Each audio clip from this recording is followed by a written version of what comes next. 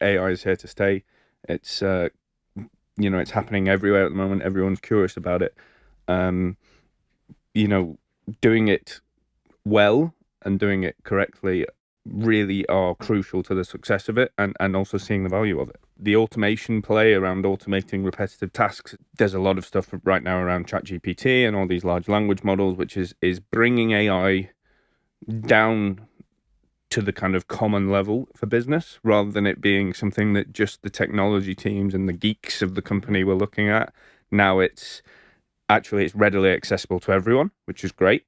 But also it means that once everyone across those businesses is seeing the value in it, then there's going to be a lot more investment, time-wise and capital-wise, to make that happen. I saw a little piece in the Financial Times just a few days ago. It said, most jobs have been unaffected by AI, with the exception of some freelance roles, including writing. Somebody who might have been doing freelance writing, ChatGPT can generate some really good texts. Yeah, I mean, look, there's a lot of fear about this, and there really shouldn't be. People need to educate themselves on AI and how to use it to make themselves more efficient in the workplace. That's for sure. But actually, all the fears around we're going to lose our jobs to AI.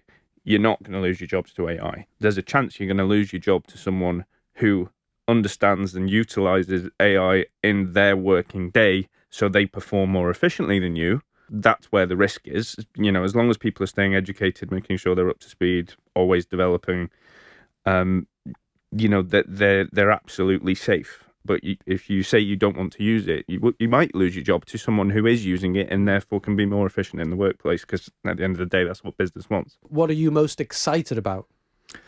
Self-driving cars. I started off my career in self-driving cars. It's always fascinated me. Written a lot of articles and stuff about it in university textbooks, you name it. That, I think, is the future. I think it's not super advanced in terms of technology compared to everything else that's happening right now.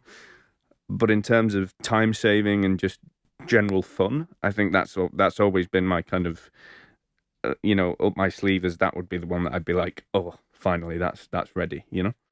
Your business, Artemis, is doing international work, but why Gibraltar? What makes Gibraltar a good base?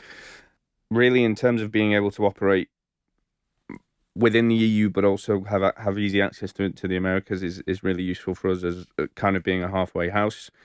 The weather's great. Can never complain about that. I moved here 5 years ago after selling and one of my other companies in the UK, which was fantastic. It's a great place.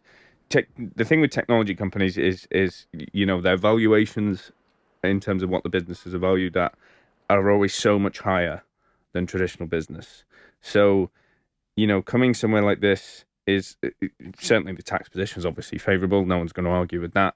But being able to access, UK level talent, where they can very easily come to Gibraltar and visit us and do work with us, but also going, there's a big AI boom happening in Malaga at the moment.